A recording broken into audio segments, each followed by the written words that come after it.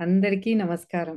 I welcome you all back again on behalf of Portal to Love and Light. మనకి ఫకీర్ సెషన్స్‌కి స్వాగతం. మీరందరూ ఎంతో ఎదురు చూస్తూ ఉన్నారు. మీలో కొంతమంది ఫకీర్ చాలా బాగా ఫాలో అవుతున్నారు. తర్వాత ఏం జరుగుతోంది? రుద్రాకేమవుతోంది? అసలు రుద్రాకేమైంది? ఇవన్నీ కూడా అక్కడ మనకి బాబా ఆపేశారు. ఏం జరుగుతోందో తెలియలేదు. మనకి ఒక సీజన్ రన్ అయిపోయి లాస్ట్‌కి ఒక దీని దగ్గర ఆపేస్తారు కదా! క్లిఫ్ హ్యాంగర్ అంటారు దాన్ని. సో, ఏం జరుగుతోంది అని ఆసక్తిగా ఎదురు చూసే వాళ్ళకి వి ఆర్ స్టార్టింగ్ అగైన్. మనకి దసరా నవరాత్రుల సమయం ఈరోజు అక్టోబర్ 10వ తారీఖు గురువారం. మరి ఈ శనివారమే విజయదశమి. అక్టోబర్ 12, 2024. విజయదశమికి ఎంతో ప్రాముఖ్యత ఉంది. బాబా భక్తులందరికీ ఇదంతా తెలిసిన విషయమే. గుర్తు చేయాల్సిన పనేం లేదు. కానీ చెప్పుకుందాం, మనం సెషన్ స్టార్ట్ చేసుకుంటున్నాం కదా! ఫకీర్ 2 ప్రయాణం కొనసాగుతోంది. ఎందుకు ఈరోజు మొదలు పెడుతున్నాను అంటే, ఈ విశిష్టత ఉంది కాబట్టే, ప్రాముఖ్యత ఉంది. ఏంటి అది? బాబా మహాసమాధి చెందిన రోజు. 1918 అక్టోబర్ 14న సాయిబాబా దేహ విరమణ చేసి మహాసమాధి చెందారు.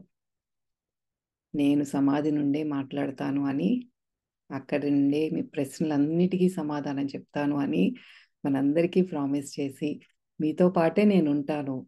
మీ ఆధ్యాత్మిక ప్రయాణానికి నేను ఎంతో మార్గదర్శకత్వం వహిస్తాను.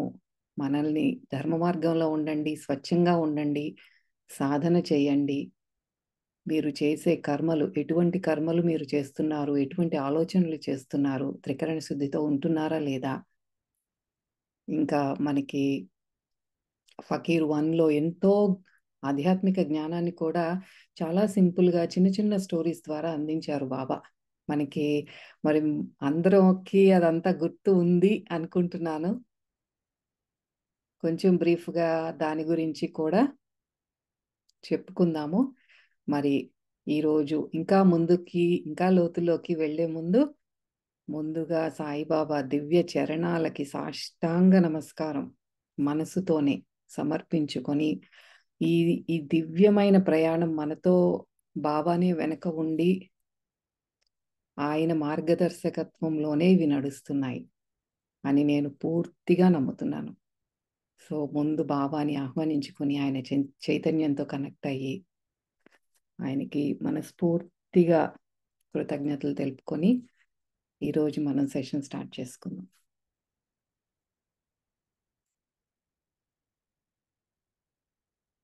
ఓం శ్రీ గురుభ్యో నమః. ఓం శ్రీకృష్ణ పరమాత్మనే నమః. ఓం శ్రీమాత్రే నమః. ఓం సాయిరామ్. ఓం సాయిరామ్. ఓం సాయిరామ్.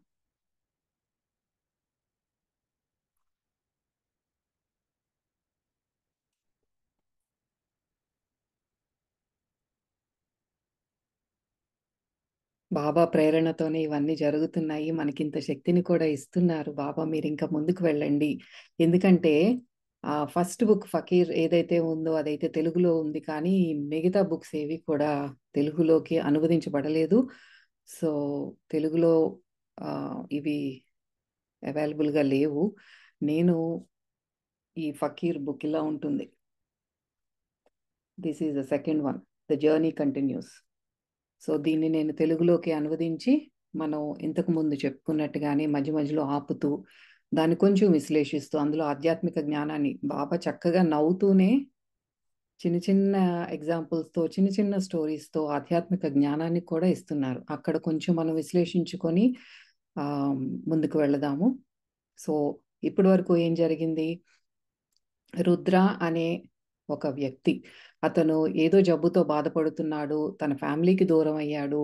అదే చింతలో ఉంటూ వెళ్తున్నప్పుడు బాబా తనకి మాత్రమే రోడ్డు మీద రక్తపు ధారతో కనిపించటము. అలాగే ఇద్దరూ కలిసి ప్రయాణం చేయటం. బాబా ఆయన దివ్య అనుగ్రహంతో ఈ రుద్ర ఒక ఛానల్గా మారుతాడు. అంటే తన ద్వారా బాబా తన దగ్గరికి వచ్చే బాబా భక్తులు అయి ఉండొచ్చు, ఎవరైనా సరే ఆ దగ్గరికి వచ్చినప్పుడు ఆయన హెల్ప్ రుద్ర ద్వారా అందజేసేవారు. వాళ్ళకు ఒక సలహా ఇవ్వటం కానీ, మీరు ఇది చేయండి, ఇది రికమెండ్ చేసేవారు. మీరు వెళ్తున్న దారి కరెక్ట్ కాదు, ఇలా చేయండి, మీకు జబ్బు నయం అవటం కానీ, మీరున్న ఆందోళన కానీ, ఏదైనా సమస్య నుండి కానీ బయటికి వెళ్ళే మార్గాన్ని చెప్పటం, ఇలా మధ్య మధ్యలో మనకి ఆధ్యాత్మిక జ్ఞానాన్ని. అంటే ఎక్కువ బాబా ఆ బుక్ ద్వారా ఎంఫసైజ్ చేసింది ఏంటి అంటే, మీరు మీరు ఏదైతే ఆ ఇన్కమ్ వస్తుందో మనకు వచ్చే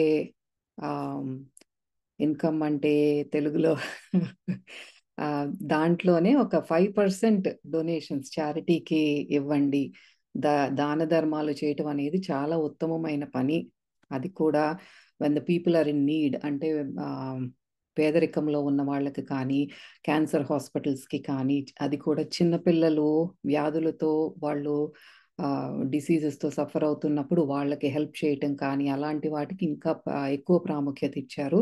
అన్నదానాలు ఇవన్నీ కూడా మంచి కార్యక్రమాలే. అలాగే మనం ఆధ్యాత్మికంగా ముందుకు వెళ్ళటానికి వర్తమాన క్షణంలో ఉండటం అనేది చాలా ఇంపార్టెంట్. దాంతో పాటు ధ్యాన సాధన. ధ్యాన సాధన కూడా మనకి ఒక ఎపిసోడ్లో చెప్పారు. ఫైర్తో పాటు, అగ్నితో పాటు ఒక క్యాండిల్ వెలిగించుకుని దాని వైపే మనం చూడటం అనేది కానీ, ఆ ధ్యాన సాధన ఎలా చేయాలి, అగ్ని కూడా దీనికి తోడ్పడుతుంది అని చెప్పి మనకి సాంఖ్య జ్ఞానాన్ని కూడా ఆత్మతలాల్లో, ఇప్పుడు మన శరీరం వదిలేసిన తర్వాత మనం అందరం ఆత్మలము, మనం దుఃఖించాల్సిన పని లేదు. ఈ శరీరం ఒక టెంపరరీ దుస్తుల్లాంటిదే. అది పాతబడిపోయినప్పుడు మనం ఎలా అయితే వదిలేస్తామో అలాగే ఈ శరీరాన్ని కూడా అది వ్యాధులతో కృంగి కృషించి క్షీణించినప్పుడు దాన్ని వదిలేసి కొత్త దుస్తులు వేసుకుంటున్నట్టే అది కూడా మన శరీరాలు మారుస్తాము. సో మరణం అనేది ఆత్మకి ఒక కామా లాంటిది. అంటే ఆ ప్రయాణం ఇంకా కొనసాగుతుంది, అదేమి ఆగిపోదు, ఆత్మకి మరణం ఉండదు అని సాంఖ్య జ్ఞానాన్ని కూడా బాబా మనకు అందజేశారు. అయితే చివరిగా ఏమైంది అంటే, రుద్రాకి ఇంకా బాగా ఆ రోజు టైర్డ్ అయిపోతాడు. బ్లాండీకిను మిగతా కుక్కలన్నిటికీ కూడా ఎట్లయిన ఓపిక తెచ్చుకొని వాటికి ఫుడ్ పెట్టి ఇంకా పడుకుంటాడు టైర్డ్ అయిపోయి. ఆ పడుకొని ఉన్నాడు అని మనకి చెప్పారు. అట్లాగే ఆ 3 కుక్కలు, ఎస్పెషల్లీ బ్లాండీ అనే దానికి చాలా అనుబంధం అన్నమాట రుద్రాకి. ఆ రుద్ర అంటే ఆ రుద్ర వైపు అట్లా చూస్తూ ఉంటుంది. దానికి కూడా తిండి సహించదు. ఏదో పెట్టాడు తింటుంది కానీ దానికి ఆ వైబ్స్ తెలుస్తూ ఉంటాయి అన్నమాట. ఏదో జరుగుతోంది రుద్రాకి, బాగోలేదు, తను మానసికంగా కానీ ఫిజికల్గా కానీ సంథింగ్ ఏదో జరగబోతోంది అనేది ఆ బ్లాండీకి తెలుస్తూ ఉంటుంది. అలాగే 3 కుక్కలు చూస్తూ ఉంటాయి. బాబా అదే రూమ్లో పక్కనే ఒక చైర్లో చక్కగా కూర్చుని ఉంటారు. మనకేం చెప్పారు, రుద్ర ఇద్దరు నవ్వుకుంటున్నారు ఒకళ్ళనొకళ్ళు చూసుకొని. ఎవరు, బాబాను రుద్ర. బ్లాండీను మిగతా 2 కుక్కలు ఆ సన్నివేశం అనమాట. ఆ రూమ్లో రుద్రాన్ని చూస్తున్నారు. ఇలా జరుగుతుండగా ఒక యువ జంట ఆ రూమ్లోకి వచ్చారు. సో ఆ యువజంట ఆ రూమ్లోకి వచ్చినప్పుడు ఏదో తెలుస్తుంది వాళ్ళకి, సంథింగ్ ఆ వైబ్రేషన్ ఏంటి అంటే ఏదో ఒక హై ఎనర్జీ ఏదో ఉంది ఆ రూమ్లో. రుద్రానేమో ప్రశాంతంగా పడుకున్నాడు. ఈ 3 కుక్కలు అటే చూస్తున్నాయి, ఏం జరుగుతోంది అన్నక్కడ మన ఆపేశారు. సో ఇప్పుడు చూద్దాం ఏం జరుగుతోంది అనేది. సో నేను అట్లాగే చదువుతూ వెళ్తూ మధ్య మధ్యలో ఆపి ఎక్స్ప్లెయిన్ చేసుకుంటూ వెళ్దాం. ఓం సాయిరామ్. అయితే దంపతులు ఆ రూమ్లోకి వచ్చారు, ప్రవేశించారు, ఎంటర్ అయ్యారనమాట.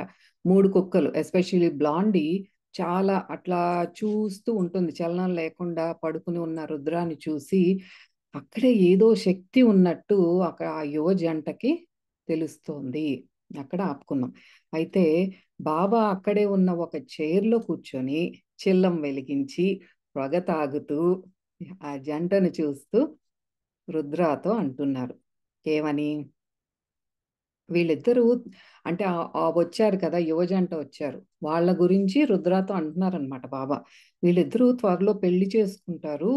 పెళ్ళయ్యాక నెక్స్ట్ 8 ఏళ్ళు కలిసి ప్రయాణం చేయటానికి వీళ్ళకి ఎంతో చాలా మెచ్యూరిటీ కావాలి దానికి.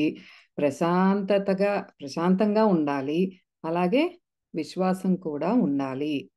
ఈ అబ్బాయి అంటే ఆ యువజంటలో అబ్బాయి 8 ఏళ్ల తర్వాత చాలా సిరి సంపదలతో చాలా రిచ్ లైఫ్ని అనుభవించబోతున్నాడు. ఈ 8 ఏళ్ళు మాత్రం బాగా ఒక మురికి పట్టిన గొడ్డని పదే పదే బండకేసి ఉతికినట్టు ఉతకబడతాడు. అంటే ఏంటి? అంటే చాలా విపత్కర సమస్యలు, అంటే మనం కూడా కొన్ని సమస్యలు మనల్ని పిండేసినట్లు అనిపిస్తాయి. ఇంటెన్స్ కార్మిక్ దీనిలో నుంచి వెళ్తాం. అలాంటిదే ఆ అబ్బాయికి కూడా జరగబోతోంది అంటున్నారు బాబా. అయితే ఇదంతా కూడా జన్మ తీసుకోక ముందు ఆత్మలోకాల్లో గైడ్స్ కానీ ఆ మాస్టర్స్ కానీ వాళ్ళ సహాయంతో బ్లూ ప్రింట్ డిజైన్ చేసుకుని వచ్చారు. మనం అందరం కూడా అంతే. ఆత్మలోకాలకి ఈ శరీరాన్ని వదిలేసి ఆత్మలోకాలకి వెళ్ళి మళ్ళీ అక్కడ జరగాల్సిన ప్రాసెస్ అంతా జరిగి మళ్ళీ మనం తిరిగి ఈ భౌతిక దేహం తీసుకునేటప్పుడు ఏంటంటే ఒక బ్లూ ప్రింట్, ఒక నేను ఈ జన్మ ఈ జీవితం ఎలాగా ఉండాలి, నేను తెచ్చుకుని ఈ కర్మలు నేను క్లియర్ చేసుకుంటాను. అది క్లియర్ చేసుకోవాలంటే ఈ ఒకానొక టైంలో అంటే 20 ఏళ్లకు 30 ఏళ్లకు నాకు ఈ జబ్బు రాబోతోంది. ఈ జబ్బు ద్వారా నేను ఒక లెసన్ నేర్చుకుంటాను. దానితో ఆ కర్మ ఏదైతే ఉందో అది నేను క్లియర్ చేసుకుంటా. ఇవన్నీ మనం తెచ్చుకునే హోంవర్క్స్ అన్నమాట. అలా ఆ బ్లూ ప్రింట్ అనేది మనం ఆ ఆత్మతలాల్లో ఉన్నప్పుడే తయారు చేసుకుంటాం. దానికి అక్కడ ఉన్న ఆత్మలోకాల్లో ఉన్న గైడ్స్ కానీ మాస్టర్స్ కానీ మనకు కొంచెం గైడ్ చేస్తారంట. అయితే ఇదంతా వాళ్ళందరూ సమ్మతించి చేసుకున్న బ్లూ ప్రింట్ ఏది నెక్స్ట్ 8 ఏళ్లలో ఇతను చాలా ఇంటెన్స్ సిచ్యువేషన్ ని ఫేస్ చేయబోతున్నాడు ఈ యువజంటలో ఉన్న అబ్బాయి. అయితే వివాహం తర్వాత 8 ఏళ్ళు కొన్ని అనుభవాలను గోత్రూ అవ్వాల్సి వస్తుంది. ఆ ఇద్దరు కూడా జంట ఇద్దరు కూడా నెక్స్ట్ 8 ఇయర్స్ వాళ్ళకి ఎన్నో అనుభవాలని వాళ్ళు అనుభవించాల్సి వస్తుంది అనమాట. కానీ ఈ ఎక్స్పీరియన్సెస్ వీళ్ళు కలిసి కామ్గా ఫేస్ చేస్తారా, లేకపోతే మళ్ళీ పూర్వజన్మల్లో లాగానే ఈ జన్మలో కూడా విడిపోయి ఇద్దరు అపరిచితుల్లాగా, అది కూడా ధనవంతులైన అపరిచితుల్లాగా ఉంటారా అనేది ప్రశ్న ఇక్కడ. సో ఏంటి, ఈ 8 ఇయర్స్ తర్వాత వాళ్ళ లైఫ్ ఎట్లా ఉంటుందంటే చాలా రిచ్ లైఫ్ లీడ్ చేయబోతున్నారు. కానీ ఈ 8 ఏళ్ళు వివాహం తర్వాత ఏదైతే ఉందో అది ఆ సిచ్యువేషన్ ఫేస్ చేసేటప్పుడు వాళ్ళు ప్రశాంతంగా ఉండి ఒకరికొకరు తోడ్పడుకుంటూ అంటే కోఆపరేట్ చేసుకుంటూ ప్రశాంతంగా ఆ కర్మని ఏదైతే తెచ్చుకున్నారో దాన్ని అనుభవిస్తారా, లేకపోతే పూర్వజన్మల్లో లాగా అంటే ఇలాంటి జన్మలు ఎన్నో తెచ్చుకున్నారు, ఈ ఒక్క కర్మని క్లియర్ చేసుకోలేకపోతున్నారు. ఎన్నో జన్మలు తెచ్చుకొని ఆ ఫెయిల్ అవ్వటం ఏంటంటే ప్రశాంతంగా లేకుండా కొట్టుకోవటం, విడిపోవటం, ఇవన్నీ చేసినప్పుడు వీ ఫెయిల్ దట్ ఎగ్జామ్. అది ఫెయిల్ అవుతున్నాం, మళ్ళీ అది తీర్చుకోవటానికి జన్మ తీసుకుంటున్నాము. ఇదే బాబా పాయింటర్ పెట్టి చెప్తున్నారు. ఎంతమంది లేరు మన సొసైటీలో చూడండి. జస్ట్ లుక్ అరౌండ్, ఎంతమందో మనకి ఈ కర్మలు ఎక్కువగా అంటే ఇద్దరు కలిసి పూర్వజన్మల్లో ఇద్దరు వ్యక్తులు వల్ల ఒక బ్యాడ్ కర్మ అనేది జరిగింది. చెడు చర్య ఏదో చేశారు ఇద్దరు కలిసి. ఆ ఇద్దరు కలిసే ఆ కర్మని వాళ్ళు క్లియర్ చేసుకోవాల్సి వస్తుంది. అలా చేసుకోవాల్సినప్పుడు దంపతులుగా కానీ ఎక్కువగా దంపతులుగానే వస్తారు, వచ్చి రావటం కానీ లేకపోతే క్లోజ్ ఫ్రెండ్స్ కానీ ఒక్క క్లోజ్ ఫ్యామిలీ మెంబరే అయి ఉంటారు. వాళ్ళిద్దరూ కలిసి ప్రయాణం చేసి అది తీర్చుకోవాల్సి వస్తుంది. అది ఇప్పుడు మనం కనుక ఏదైతే బాబా ఇక్కడ చెప్తున్నారో ఆ జంట గురించి మన లైఫ్కి మన ఫ్రెండ్స్ కానీ మన బంధువుల్లో కానీ ఎవరికన్నా అది మనం అది పెట్టి చూస్తే తెలుస్తుంది ఎందుకు వీళ్ళింత అంటే ఒక ఎస్పెషల్లీ ఫైనాన్షియల్ ప్రాబ్లమ్స్ కానీ ఒక జబ్బు చేసినప్పుడు కానీ ఆ దంపతుల మధ్యలో అండ్ ఎస్పెషల్లీ పిల్లల వల్ల కూడా, పిల్లలకి ఎప్పుడైనా కానీ వాళ్ళు ఒక బర్త్ డిఫెక్ట్తో అంటే పుట్టటమే కొన్ని డిఫెక్ట్తో పుట్టడం కానీ ఏదైనా జరిగినప్పుడు ఆ ఫ్రిక్షన్ బాగా వస్తుంది దంపతుల మధ్యలో, వచ్చి బాగా కొట్టుకోవటం కానీ, ఎందుకంటే ఒకళ్ళు ఒకలాగా ఆలోచిస్తారు, ఇంకొకళ్ళు ఇంకొకలాగా ఆలోచిస్తారు. ఒక్కొక్కసారి ఆ ఫ్రిక్షన్ వస్తుంది, కొట్టుకుంటారు, విడిపోవటం, డివోర్సులు తీసుకోవటం, ఇదంతా కూడా మనం నిత్యం చూస్తూనే ఉన్నాం. ఎందుకంటే ఎందుకు అంత ఇంటెన్స్ సిచ్యువేషన్ వాళ్ళు ఫేస్ చేస్తున్నారు అంటే ఎంతో కర్మని వాళ్ళు తెచ్చుకున్నారు. అది తెచ్చుకున్నదే వాళ్ళిద్దరూ కలిసి ప్రశాంతంగా దాన్ని సాల్వ్ చేసుకుంటూ ఆ టనల్ ఇప్పుడు అంతా డార్క్గా చీకటిగా ఉంది. Just let us go through that tunnel. ఇప్పుడు ప్రస్తుతానికి జరుగుతున్నది ఏదో మనం చెయ్యవలసింది ఏదో చేస్తూ ముందుకు వెళ్ళిపోదాము అని ఇద్దరూ కనుక అది ఇద్దరికి ఆ కోఆపరేషన్ ఇద్దరికి ఉంటే కనుక చక్కగా ఆ కర్మని క్లియర్ చేసుకుంటారు. లేకపోతే ఆ ఒక్క కర్మ క్లియర్ చేసుకోవటానికి వస్తూనే ఉంటారు. ఆ ప్రశాంతంగా గోత్రు అవ్వటం అనేది ఇక్కడ కీ పాయింట్. డెఫినెట్గా మనం గోత్రు అవుతాం, చెయ్యాల్సిందే.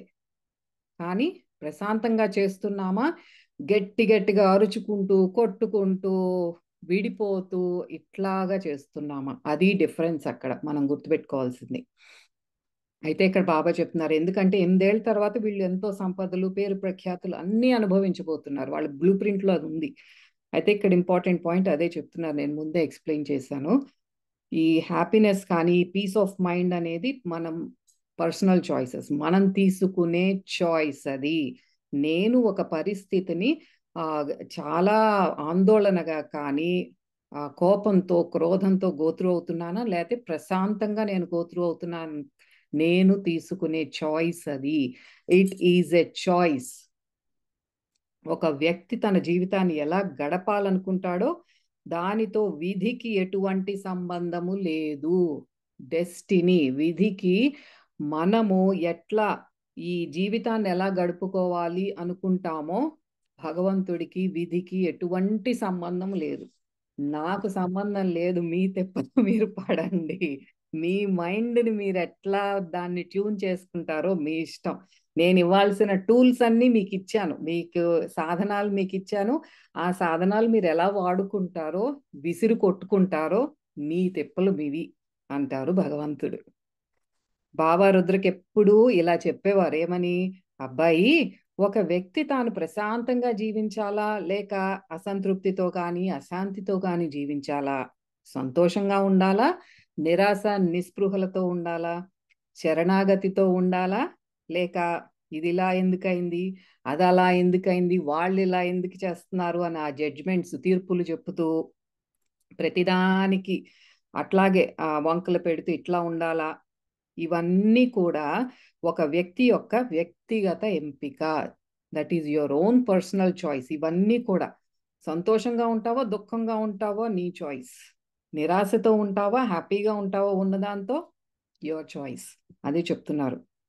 అయితే ఇలాంటి చాయిసెస్ మనం ఒక రోజులో, ఒక వారంలో, ఒక జీవిత కాలంలో ఎన్నో వేల కోట్ల సార్లు, లక్షల సార్లు తీసుకోవాల్సి వస్తుంది. ఇది భౌతిక ప్రపంచంలో అయి ఉండొచ్చు, లేదా ఆధ్యాత్మిక ప్రయాణంలో కూడా. అంటే మన ఫిజికల్ లైఫ్లో ఇలాంటి నిర్ణయాలు ఎన్నో తీసుకోవాలి. మనకి పిల్లలతో డీల్ చేసేటప్పుడు కానీ, భర్తతో కానీ, భర్తకు భార్యతో కానీ, బంధువులతో కానీ, అత్తమామలతో కానీ, మనకి తోబుట్టువులతో కానీ, అందరితో ఆ డీల్ చేసేటప్పుడు నువ్వు సంతోషంగా ప్రశాంతంగా చేస్తున్నావా లేదా ఆందోళనగా ఉన్నావా అనేది, ఇలాంటి చాయిస్ నిత్యం మనం ప్రతిరోజు చూసుకున్నట్టయితే, ఒక డేని స్కాన్ చేసుకున్నట్టయితే ఎన్నోసార్లు ఈ నిర్ణయం తీసుకోవాల్సి వస్తుంది. అలాగే ఇది భౌతిక, మనం ఈ ఫిజికల్ లైఫ్లోనే కాదు, ఆధ్యాత్మిక ప్రయాణంలో కూడా, స్పిరిచువల్ ప్లేన్లో కూడా, అంటే ఈ ధ్యాన మార్గంలోకి వచ్చినప్పుడు కూడా మనకి దాంట్లో కూడా ఇలాంటి నిర్ణయాలు ఎన్నో తీసుకోవాల్సి వస్తుంది అని చెప్తున్నారు. ఈ ఎంపిక ఏదైతే ఉందో, నేను నా జీవితాన్ని ఇలా జీవిస్తాను అని చేసుకునే ఎంపికనే ఫ్రీ విల్ అంటున్నారు. అంటే ఇచ్ఛా స్వేచ్ఛ, సంకల్ప స్వేచ్ఛ అని అంటారు తెలుగులో. విధికి ఫ్రీ విల్తో ఎటువంటి సంబంధం లేదు.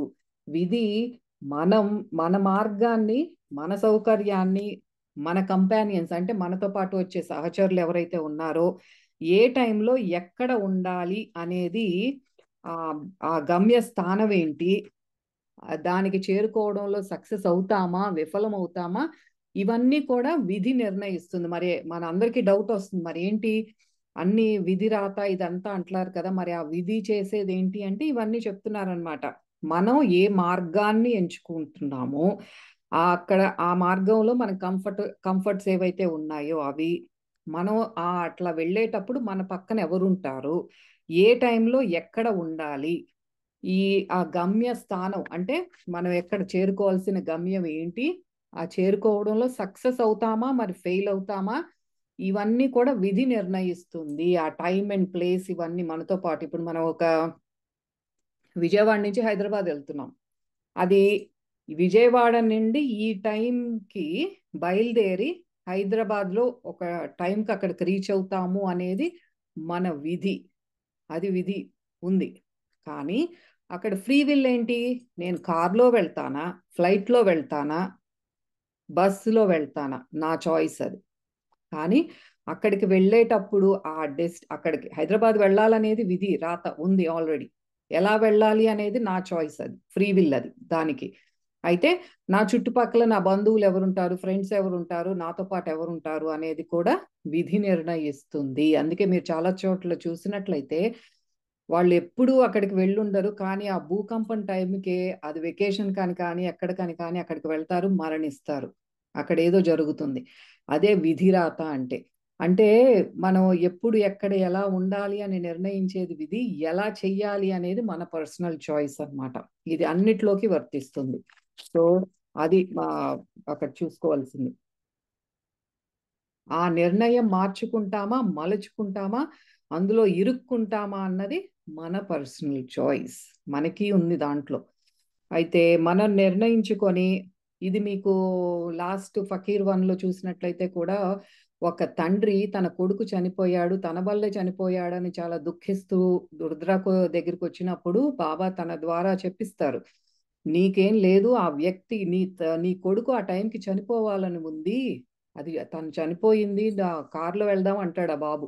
అయితే వాళ్ళ తండ్రి ఒప్పుకోడు, ట్రైన్లో తీసుకెళ్తాడు, అక్కడ యాక్సిడెంట్ అవుతుంది, అది ట్రైన్లోంచి పడిపోవటం చనిపోవటం జరుగుతుంది, నీకు ఎటువంటి సంబంధం లేదు దాంట్లో, అతను చనిపోవలసి ఉంది ఆ టైంకి, హీ హ్యాస్ టు డై అనేది తన విధిరాత. కానీ ఎలా చనిపోయాడు అనేది ఆ ట్రైన్లో నుంచి దూకటం ఇవన్నీ కూడా జరుగుతుంది, అదంతా ఒక డ్రామా అంతే. ఆ రిజల్ట్ ఏంటి, చనిపోవాలి. అది అలా జరుగుతుంది అన్నమాట. ఈ ఎగ్జాంపుల్స్ ఇవన్నీ కూడా మనం నిర్ణయించుకొని నేను సంతోషంగా ప్రశాంతంగా ఉండాలి అనుకుంటే ఇక్కడే ఈ భూమి మీదే స్వర్గంలో ఉన్నట్టు ఉంటుంది. మనం we are making this life as heaven, ఎక్కడికో వెళ్ళక్కర్లేదు. నువ్వు ఒక నరకం అనుభవిస్తూ ఉండొచ్చు, కానీ అది స్వర్గీయ విధానంలో మనం ఎంతో ఇంటెన్స్ సిచ్యువేషన్ని ఫేస్ చేస్తూ ఉండొచ్చు. చాలా విపత్కాలం, ఒక ఇంట్లో కుటుంబ సభ్యుల మరణం కానీ, పూర్తిగా ఉన్న డబ్బంతా పోవటం కానీ, రిలేషన్షిప్స్ పాడైపోయి డివోర్స్తో గో త్రూ అవుతూ ఏదైనా చాలా ఇంటెన్స్గా సివియర్గా ఒకటి మనకి ఆ సిచ్యువేషన్ ఫేస్ చేయాల్సి రావచ్చు. కానీ ఆ టైంలో కూడా ఏం చెప్తున్నారంటే మనం దానిని ఎలా అనుభవిస్తున్నామో ఆ అనేది కూడా స్వర్గీయ విధానంలో, అంటే హెవెన్లీ వే, అంటే ప్రశాంతంగా గోత్రు అవ్వుతున్నామా లేదా అనేది మన చాయిస్ అని చెప్తున్నారు. హహా అని చెప్తూ ఈ చక్కగా నవ్వుతున్నారు బాబా. ఆ తర్వాత బాబా రుద్రకేసి చూసి నవ్వారు. తర్వాత ఆ యువ జంటను చూశారు. చూసి ఇట్లా అంటున్నారు బాబా, అంటున్నారు కదా, అనుకుంటున్నారు బాబా లోపల ఇట్లా అనుకుంటున్నారు, ఈ జన్మలోనైనా వాళ్ళు ఎదుర్కోవాల్సిన ఆర్థిక సమస్య, ఆర్థిక విపత్తు ఏదైతే ఉందో దాన్ని కామ్గా ప్రేమతో ఒకరి మీద ఒకరితో విశ్వాసంతో ఓర్పుతో వీళ్ళు డీల్ చేస్తే బాగుండు అని అనుకుంటున్నారు బాబా. వీళ్ళు అంటే ఎంతో ఓల్డ్ సోల్స్, వీళ్ళు వృద్ధాత్ములు అనమాట, ఆత్మ పరంగా ఎంతో పురోగమించిన వృద్ధాత్ములు వీళ్ళు. కానీ వీరు నేర్చుకోవాల్సిన ఒక్క పాఠం, ఒక్క లెసన్ మాత్రమే మిగిలిపోయి ఉంది. ఏంటది, నిశ్చలతతో స్థితంగా ఒక ఆర్థిక సమస్యను ఎదుర్కోవాలి, ఇద్దరు కలిసి ఎదుర్కోవాలి. అది ఈ ఒక్క కర్మ గనక వాళ్ళు పూర్తి చేసుకోగలిగితే ఆధ్యాత్మిక తలంలో ఎంతో ఉన్నత స్థానానికి వాళ్ళు వెళ్తారు. మిగతా కర్మలు తీర్చుకోవడానికి వారికి భూమి మీదకి రావాల్సిన పని లేదు, ఆత్మలోకాల్లో కూడా వాటిని పూర్తి చేసుకోవచ్చు. కానీ ప్రతి జన్మలోనూ వాళ్ళు ఈ ఆర్థిక సమస్యను కలిసి ఎదుర్కోలేకపోతున్నారు, వ్యతిరేకత భావం వస్తోంది, ఇద్దరికి ఒకరి మీద ఒకరు మండిపడిపోవటం, అంటే ఇదే సేమ్ సిచ్యువేషన్ ఎన్నో జన్మల నుంచి వాళ్ళు తెచ్చుకుంటున్నారనమాట. అదే చెప్పాను కదా, ఒక్క ఒక్కటి లాస్ట్ ఎగ్జామ్ మిగిలిపోయింది వాళ్ళు, అది పాస్ అవ్వలేకపోతున్నారు. ఎందుకంటే ఇద్దరితో కలిసి చేసేది కాబట్టి, ఇది ఇద్దరు కలిసి క్లియర్ చేసుకోవాల్సిన ఎగ్జామ్ ఇది. అందుకని వాళ్ళిద్దరు ఆ ప్రేమ తగ్గకూడదు, ప్రశాంతంగా ఉండాలి, ఇద్దరు కలిసి ఉండాలి, ఇవన్నీ ఉన్నాయి కాబట్టి చేయలేకపోతున్నారు వాళ్ళు. ఇలా ఎన్నో జన్మలు తీసుకున్నారనమాట. అట్లీస్ట్ ఈ జన్మలో అయినా ఈ ఆర్థిక కర్మ వల నుండి బయటపడతారేమో అని బాబాకి ఆశ. చూసారా మన గురించి ఆ గురుస్వరూపులు, ఇప్పుడు బాబా కానీ ఎవరైనా దివ్యాత్మలు, మనం ఎవరినైతే నమ్ముకుంటున్నామో, ఎప్పుడు నిత్యం తలుచుకుంటూ ప్రార్థన చేస్తున్నామో, వాళ్ళు మన గురించి ఎంత తపన పడతారో చూసారా. వాళ్ళు క్లియర్ చేస్తారా అంటే వాళ్ళు చేయలేరు. హెల్ప్ చేయటానికి చూస్తా అంటే ఇది గోత్రు అవ్వాలి, తప్పదు, జస్ట్ డూ ఇట్ అని అట్లా పక్క నుంచి చూస్తూ ఉంటారనమాట. అది అంత ప్రేమమూర్తులు బాబా కానీ, గురు స్వరూపులు కానీ, ఈ దివ్యాత్మలు అందరూ కూడా. అందుకే వీళ్ళిద్దరూ ఈ రాబోయే 8 సంవత్సరాలు ఎలా ఉంటారు అనేది దాని మీద, ఆ కర్మ నుండి బయటపడతారో లేదో ఆధారపడి ఉంది. 8 years వాళ్ళకి క్రూషియల్ ఎగ్జామ్ టైం అన్నమాట. మొత్తం ఆ పీరియడ్ అంతా కూడా వాళ్ళు ఒక కోర్స్ తీసుకొని ఎగ్జామ్ పాస్ అయినట్టు. సో అదే చూస్తున్నారు, hopefully this'll pass this time అని. బాబా ఒక్కసారి కళ్ళు మూసుకున్నారు. కళ్ళు మూసుకుని వాళ్ళ భవిష్యత్తును చూశారు. ఆ అబ్బాయి దారి తప్పి మద్యానికి బానిస అవటం, కోపము, హింసకి పాల్పడటం ఇట్లా జరుగుతోంది. కానీ ఆ అమ్మాయి మాత్రం ధ్యానం, ప్రార్థనలు అంటే ఆధ్యాత్మిక మార్గాన్ని పట్టుకొని ముందుకు సాగే అవకాశం ఉంది. కానీ ఆమె గురించి బాగా తెలుసు. తన సోల్ గ్రూప్లో అంటే ఆత్మ సమూహంలో ఉన్న ఈ వ్యక్తి కోసం, అంటే వీళ్ళిద్దరూ మా సోల్ గ్రూప్ అంటే ఒక గుంపులాగా అన్నమాట. ఇప్పుడు ఒక 10 ఆత్మలు కలిసి ఒక మంచి బెస్ట్ సోల్ గ్రూప్ అన్నమాట. అట్లాగే మన ఆధ్యాత్మిక ప్రయాణంలో కూడా కలుస్తాము. ఒకళ్ళు ఏదన్నా కొంచెం వెనక్కి వెళ్తున్నారు అన్నప్పుడు ఇంకొక ఆత్మ అంటే ఇంకొకళ్ళు వచ్చి వాళ్ళని ముందుకు లాగాలి, ఎట్లా అయినా వీళ్ళతో ఇవన్నీ చేపించాలి అని ఒక తపన పడే ఒక ఆత్మ కూడా ఉంటుంది. ఆ సోల్ గ్రూప్ గానే మనం ఈ భూలోకంలోకి వస్తాం, ఒకళ్ళనొకళ్ళు హెల్ప్ చేసుకోవటానికి వస్తాం, ఆధ్యాత్మికంగా ముందుకు ఎదగటానికి. అట్లాగే వీళ్ళు కూడా అన్నమాట. వీళ్ళిద్దరూ కూడా ఆ సోల్ గ్రూప్ లో వ్యక్తులు. ఆ అయితే ఆ వ్యక్తి కోసం అనేక జన్మల నుండి ఆ అమ్మాయి అనేక జన్మల నుండి వస్తూనే ఉంది, ఈ అబ్బాయికి ఎట్లా అయినా సరే హెల్ప్ చేయాలి అని. అనేక గత జన్మలలో ఆమె ఆ యువకుడికి తల్లిగా వచ్చింది, సోదరిగా వచ్చింది, ఫ్రెండ్గా వచ్చింది, గురువుగా వచ్చింది, భార్యగా వచ్చింది, అన్నగా కూడా ఉంది. ఆమె ఆత్మ ఆ అబ్బాయి కంటే కూడా చాలా అడ్వాన్స్డ్ సోల్. ఆ యువ జంటలో ఉన్న అమ్మాయి ఆత్మపరంగా ఎంతో ఉన్నత ఆత్మ అన్నమాట, ఓల్డ్ సోల్ తను. ఇప్పుడు ఈమె తన ప్రార్థనల ద్వారా, తన కామ్నెస్ తో, తన స్థిరత్వంతో, ఆ ప్రశాంతతతో ఆర్థిక ఇబ్బందిలో ఆ అబ్బాయికి సహాయపడగలదా లేదా అనేది ఆ స్వర్గలోకంలో ఉన్న వాళ్ళకి కూడా దానికి సమాధానం తెలియదు. అదే మనకి ఫ్రీ విల్ కి ఉన్నది. ఇదంతా జరగబోతోంది మేబీ అన్నట్లు ఉంటుంది. కానీ ఆ మూవీ రిలీజ్ అయ్యే వరకు లోపల ఏదుంది అనేది తెలియదు అనమాట. అదే మనకి ఆ బ్యూటిఫుల్ మన ఫిజికల్ లైఫ్, ఈ లైఫ్ అనేది అదే అంత అద్భుతం. ఈవెన్ ఆ స్వర్గాల్లో ఉన్న దివ్యాత్మలకి కూడా మనం ఇక్కడికి వచ్చి ఏం చేస్తాం అనేది వాళ్ళకి తెలియదు. బ్లూ ప్రింట్ ఇది ఉంది, ఇలా జరగాల్సి అనేది ఉంది, కానీ మన ఫ్రీ విల్ తో దాన్ని మార్చుకోవచ్చు.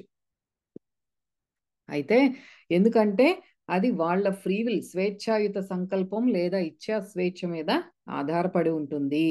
బాబా ఆ అబ్బాయిని చూసి నిట్టూర్చారు.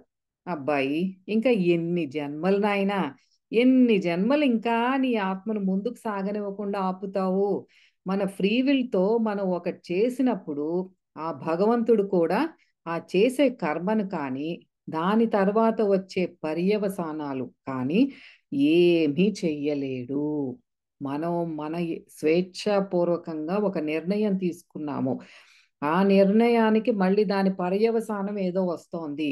ఆ నిర్ణయం తీసుకునేటప్పుడు భగవంతుడు అలా చూస్తూ ఉంటాడు, దాని పరిణామాలు ఫేస్ చేయాల్సి వచ్చినప్పుడు కూడా భగవంతుడు ఏమీ చెయ్యలేడు అని చెప్తున్నారు. ఎందుకంటే మనకి ఇది ఒక ప్రాచీన నియమం, this is an ancient law cosmic మనకి ఈ విశ్వం మొత్తానికి మనకి ఎలా అయితే గవర్నమెంట్ ఉందో ఇక్కడ ప్రతి స్టేట్ కి డిస్ట్రిక్ట్ కి ఒక దేశానికి ఇలా ఉండాలి అనేది ఒక లా ఎట్లా అయితే ఉందో అట్లాగే విశ్వానికి కూడా ఒక లా ఉంది, ఒక ఏన్షియంట్ లా. ఇట్లా ఈ ఫ్రీ చాయిస్ తో ఒక వ్యక్తి నిర్ణయం తీసుకుంటున్నప్పుడు ఎవ్వరు ఏమి చెయ్యలేరు, చెయ్యకూడదు. ఈ ఫ్రీ విల్ అనేది చాలా బలమైనది.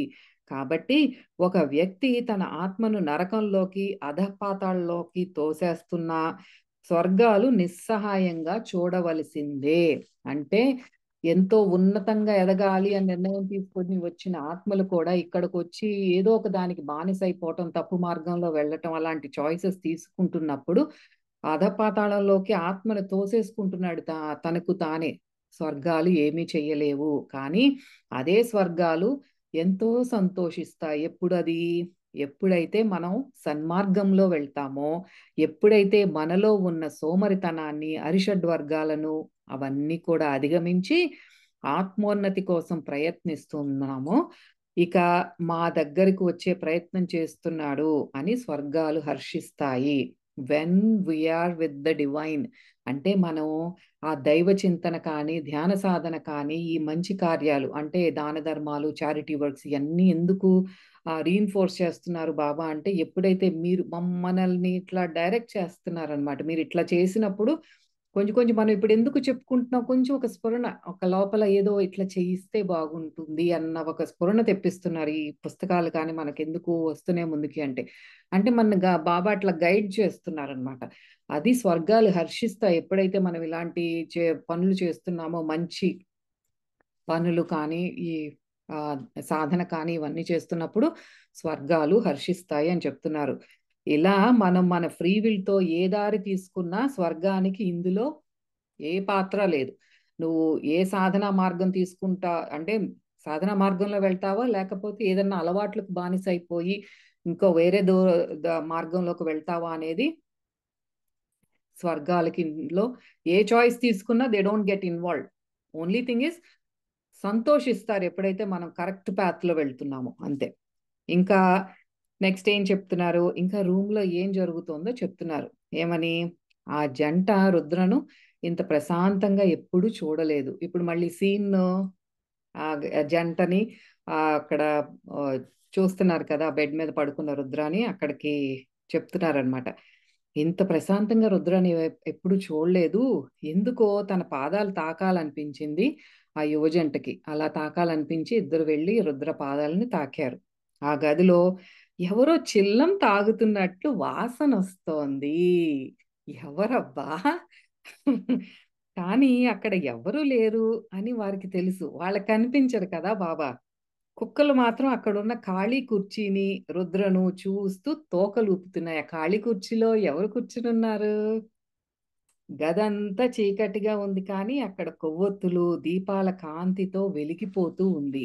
అక్కడ లైట్స్ అయితే లేవు కానీ మొత్తం అంతా ఇప్పుడు బాబా ఆ రుద్ర హీలింగ్ రూమ్ కదా అది, వచ్చినప్పుడు అక్కడంతా కూడా చక్కగా దీపాలు అయ్యే వెలిగించి ఉన్నాయి అన్నమాట. చిల్లం ఆ పొగాకు సువాసన, ఫ్రాగ్రెన్స్ అని చెప్తున్నారు ఇక్కడ. అదేమి మనకి సిగరెట్ కంపులాగా వాసనలాగా అట్లా కాదు. ఆ సువాసన మాత్రం చాలా తీవ్రంగా వస్తోంది, చాలా స్ట్రాంగ్ గా వస్తోంది. వాళ్ళకి అర్థం కావట్లేదు ఎక్కడి నుంచి వస్తోంది ఇంత మంచి సువాసన అని. ఆ 3 కుక్కలు బాబా పక్కనే కూర్చున్నాయి, బ్లాండీను మిగతా ఇంకా 2 కుక్కలు. కానీ మళ్ళీ మళ్ళీ రుద్ర వైపే చూస్తున్నాయి. వాటికి తెలుసు రుద్ర ఇంకా చనిపోతున్నాడు అని. ఎందుకంటే వాటికి రుద్ర ఆరా నెమ్మదిగా క్షీణిస్తున్నట్టు అవి చూడగలుగుతున్నాయి. అదే చెప్తారు జంతువులకి, ఈ కుక్కలకి ఎస్పెషల్లీ మన చుట్టూతా ఉన్న ఆరాని అవి చూడగలవు. ఆ ఎలక్ట్రోమాగ్నెటిక్ ఫీల్డ్ లో ఉన్న కలర్స్ ని బట్టి మన ఆరా ఎలా ఉంది, ఆ గోల్డెన్ గా ఉన్నప్పుడు మనకి మంచి వైబ్రేషన్ తో ఉన్నాము, లేకపోతే ఆ క్షీణిస్తున్నప్పుడు గ్రేగా డార్క్ గా అట్లా అయిపోతున్న అలా కనిపిస్తూ ఉంటుంది అనమాట. దాన్ని బట్టి వాటికి తెలుస్తోంది రుద్ర ఇంకా చనిపోబోతున్నాడు అని. కానీ అవేమి కలవరపడట్లేదు. మనమైతే ఎట్లా అమ్మో చనిపోతున్నాడు ఇంకెలా ఇంకెలా అని అనుకుంటున్నాము. మరి అక్కడే తెలుస్తుంది మన ఫెయిత్. ఇక్కడ ఏమనుకుంటున్నాయి కుక్కలు ఏమనుకుంటున్నాయి, ఆ ముసలాయన ఉన్నారు కదా పక్కన కుర్చీలో చక్కగా చిల్లం వెలిగిస్తూ, తమ యజమానిని జాగ్రత్తగా చూసుకుంటాడు ఆ ముసలాయన అని వాటి నమ్మకము. మనం కూడా ఇక్కడ నేర్చుకోవాల్సింది ఏంటి అంటే మన బాగా కావలసిన వాళ్ళు ఇంకా చనిపోతారు అని తెలిసినప్పుడు దుఃఖం వస్తుంది, కాదనను. కానీ వెంటనే మనకి ఇవంతా కూడా గుర్తుకు రావాలి. పక్కనే దివ్యాత్మలు డెఫినెట్ గా ఉంటారు. వాళ్ళ చేతిలో ఇక్కడ ఈ భూలోకంలో కంటే కూడా ఎంతో సురక్షితంగా, ప్రశాంతంగా, చాలా సంతోషంగా ఉంటారు మన బంధువులు. వాళ్ళ ఆత్మలు ఇంకా పైలోకాల్లో ఉన్నప్పుడు ఎంతో ప్రశాంతంగా ఉంటారు. అదే మనం తెలుసుకోవాల్సిందే. ఆ నమ్మకం మనకు ఉండాలి. బాబా చూసుకుంటారు, ఇంకా అయిపోయింది. ఇక్కడి నుంచి వెళ్ళిపోయాడు కదా, ఇంకా బాబా చేతుల్లోకి వెళ్ళిపోతాడు. Hill be much more happier అని అనుకోవాలి, కానీ దుఃఖించకూడదు. ఇదే మనకి పోయినసారి కూడా ఫకీర్ 1లో తెలుసుకున్నాము. ఆ దుఃఖించినప్పుడు వాళ్ళ ఆత్మల్ని ఇంకా కిందకి లాగేస్తున్నాం. వాళ్ళని ప్రయాణం సాగించనివ్వకుండా మనం వాళ్ళ కిందకి లాగుతున్నాం. అలా చేయకూడదు అని చెప్తున్నారు. కొద్దిగా దుఃఖం ఉంటుంది, కానీ మనకి ఈ జ్ఞానం అనేది మనకి హెల్ప్ చేయాలి అప్పుడు. ఇక్కడ మనం ఇది గుర్తుపెట్టుకోవాలి అని హైలైట్ చేశారు బాబా. ఇప్పటి వరకు చెప్పిన దాంట్లో హైలైట్ ఏంటి అంటే, మనం మన ఫ్రీ విల్తో అంటే స్వేచ్ఛా సంకల్పంతో వేసే పునాదులు మరియు వాటి తదుపరి పరిణామాలు లేదా పర్యవసానాలలో భగవంతుడు జోక్యం చేసుకోడు. ఇది ఒక ప్రాచీన నియమము, ద ఏన్షియంట్ లా. ఈ ఫ్రీ విల్ అనేది ఎంతో బలమైనది. ఒక వ్యక్తి తన ఆత్మను నరకంలోకి, అధపాతాళంలోకి నెట్టుకుంటున్నాడా, లేదా ఒక మంచి మార్గాన్ని పట్టుకొని తన ఆత్మోన్నతి కోసం తను తాపత్రయపడుతున్నాడా, ప్రయత్నం చేస్తున్నాడా అనేది తన ఫ్రీ చాయిస్. అది ఎంతో బలమైనది. అయితే ఆ మంచి కోసం ఎప్పుడైతే తను ఉపయోగించుకుంటున్నాడో స్వర్గాలు అతన్ని చూసి హర్షిస్తాయి, అంతే. అంతేకాని వేళ్ళు పెట్టవు. అయితే తర్వాత ఏం చెప్తున్నారు బాబా చూద్దాం. రుద్ర మేల్కొన్నప్పుడు అన్ని బంధాల నుండి విముక్తుడైపోయినప్పుడు, ఇప్పుడు రుద్ర దగ్గరికి వచ్చాం మనం. జంట గురించి చెప్పారు. దాంతో పాటు మనకి ఫ్రీ విల్ కి ఉన్న ప్రాముఖ్యత ఏంటి అనేది చెప్పి, ఇప్పుడు కెమెరా లైట్స్ ఆన్ రుద్ర. రుద్రకి ఏం జరుగుతోంది ఆ రూమ్ లో? రుద్ర మేల్కొన్నాడు. మేల్కొన్నప్పుడు అన్ని బంధాల నుండి విముక్తుడైపోయినట్లు చాలా తేలికగా అనిపించింది రుద్రకి. ఆ ఫీలింగ్ తనని కొంచెం సేపు కలవరపరిచింది. ఒక్క పక్షి ఈక కూడా తనకంటే బరువు ఉంటుందేమో అన్నంత లైట్ గా ఫీల్ అయ్యాడు. ఆ కలవరంతో పాటు ఫ్రీడమ్ వచ్చేసింది నాకు అన్న ఫీలింగ్ ఎంతో, ఒక ఉత్తేజాన్ని కూడా, ఒక యూఫోరిక్ స్టేట్ అన్నమాట. ఆ ఉత్తేజాన్ని కూడా తనకి ఇచ్చింది. ఏంటది? ఓ పక్కన ఏంటో ఒక ఒక ఏక బరువు కూడా లేనా నేను అన్నంత లైట్ అయిపోయాడు. ఏంటి అసలు అంత టోటల్ ఫ్రీడమ్ అన్నమాట. ఇంకా నేను చేయాల్సింది ఏం లేదు, వర్క్కి వెళ్ళక్కర్లేదు, పిల్లలు లేరు, ఏమీ లేదు, నథింగ్. ఆ ఫ్రీడమ్ ని అంత హ్యాపీగా ఫీల్ అవుతున్నాడు Rudra. At the same time ఏదో కలవరం, ఏంటి ఇదంతా కొత్తగా ఉంది అన్నట్టు. అయితే ఆ ఉత్తేజాన్ని, ఆ ఆ ఫీలింగ్ అన్నమాట, అది అది దాన్ని వర్ణిస్తున్నారు, ఎగ్జలరేటింగ్ ఫీలింగ్.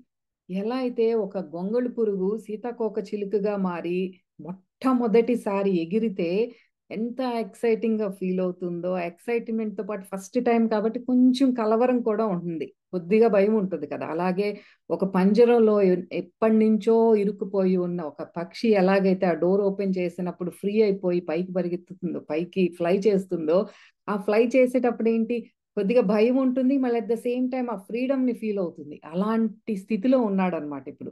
అంత ఫస్ట్ టైం కదా, మరి ఆ ఎక్సైట్మెంటే ఎక్కువ ఉంది తనకి. ఆ ఫియర్ కంటే కూడా ఎక్సైట్మెంట్ ఎక్కువ ఉందన్నమాట. చాలా చాలా సంతోషంగా యూఫోరిక్ స్టేట్ లో ఉన్నాడు రుద్ర. దేని గురించి ఆందోళన పడాల్సిన పని లేదు అనిపించింది రుద్రకి. ఇప్పుడు దేహాన్ని వదిలేసినప్పుడు ఇలా అనిపిస్తోంది అనమాట. ఏమని? అంతా ఆల్రెడీ బాగుంది, ఇంకా ఎప్పటికీ బాగుంటుంది.